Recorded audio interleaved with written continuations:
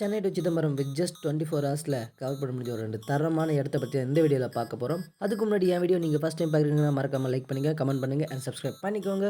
So என் videos உங்களுக்கு தேடி வரும். Hey guys, welcome back to my channel. This is explore with AK. நான் உங்கள் அகிலன்.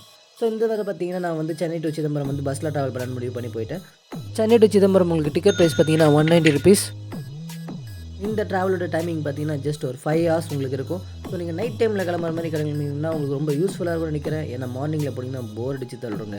நைட்டு 11 மணிக்கு கிளம்புன பஸ் 4 மணிக்கெலாம் போய் ரீச் ஆகிடுச்சு. ஸோ ஃப்ரெஷ்ஷப் ஆகிறதுக்கு மட்டும் ஒரு ரூம் ஒன்று பார்த்து ஸோ அங்கே போய் கொஞ்சம் நேரம் ரெஸ்ட் எடுத்து நான் கோயிலுக்கு கிளம்ப ஆரம்பிச்சிட்டேன்.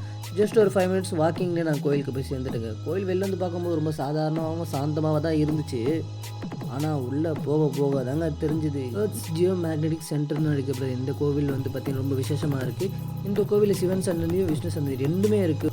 அண்ட் ரொம்ப முக்கியமான ஒரு சிற்பம்னா இந்த சிற்பம் தாங்க. உள்ளேயும் இதே மாதிரி ஒரு சிலை இருக்கும். ஸோ அதை பார்க்கும்போது மெய் செலுத்துருவீங்க. இந்த கோவில் உள்ள ஒரு ஸ்பெஷல் கெஸ்ட் ஒருத்தர் சுற்றிட்டு இருந்தார். யாருன்னு பார்த்தீங்கன்னா இந்த யானை தாங்க. ஸோ கோவில் உள்ளே வந்து ஃபுல்லாக சுற்றி பார்த்துட்டு கம்பீரமாக நடந்துக்கிட்டு இருந்தார். ஏன் பின்னாடி எடுத்திருக்கேன்னா முன்னாடி எடுக்க வீடியோ அலோவ் பண்ணவே இல்லைங்க. முன்னாடி எடுக்கும்போதே போன்னு சொல்லிட்டாங்க. சரி, அங்கேருந்து முடிச்சு போட்டு சாப்பிட்டுட்டு என்ன பண்ணுறதுன்னு தெரியாமல் பஸ்ஸில் ஏறி உட்காந்துக்கிட்டு இருந்தேன். கண்டக்டர் எங்கே போகணுன்னு கேட்க நான் திருன்னு முழிக்க அவர் சரி அவராக ஒரு டிக்கெட்டாக கொடுக்குறேன்னு சொல்லி கொடுத்து உட்கார வச்சுட்டாரு. ஸோ அவர் போட்ட பாட்டையும் கேட்டுக்கிட்டு நான் பாட்டுன்னு பஸ்ஸில் ட்ராவல் பண்ணிட்டு போயிட்டு இருந்தேன். ஸோ அங்கே பார்க்கும்போது பார்த்தீங்கன்னா வில்லேஜ் சைடாக ரூட் போயிட்டே இருந்துச்சு. ஸோ இங்கேருந்து போயிட்டு இருக்கும்போது எங்கேன்னு கேட்கும்போது பொறுப்பாக வரும்னு சொல்ல சரி நானும் அதையே பார்த்துட்டு கொண்டுட்டு போயிட்டே இருந்தேன். ஸோ வயல்வெளிலாம் பார்த்துட்டு போயிட்டு இருக்கும்போது ரொம்ப நல்லா இருந்துச்சு.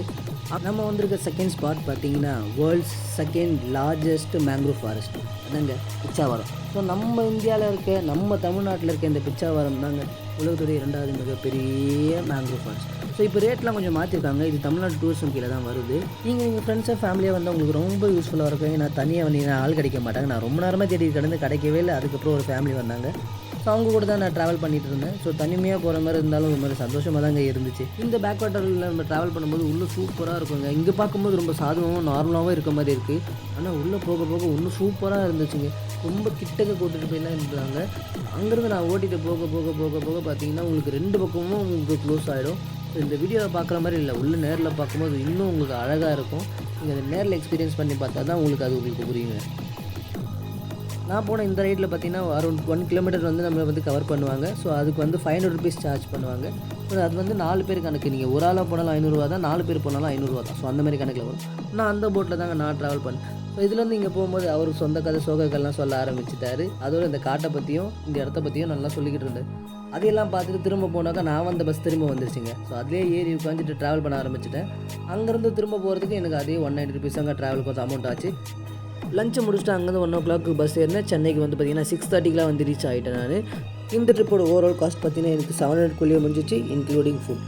இந்த மாதிரி பட்ஜெட் ஃப்ரெண்ட்லி ட்ரிப்ஸை பற்றி நான் தெரிஞ்சுக்கணும் மறக்காமல் ஃபாலோ பண்ணிக்கோங்க. அண்ட் நெக்ஸ்ட் எந்த ஒரு எக்ஸ்ப்ளோர் பண்ணி போகணும்னு சொல்லிட்டு கமெண்ட்டில் பின் பண்ணுங்கள். And signing off this is explore with AK. Tata, bye bye.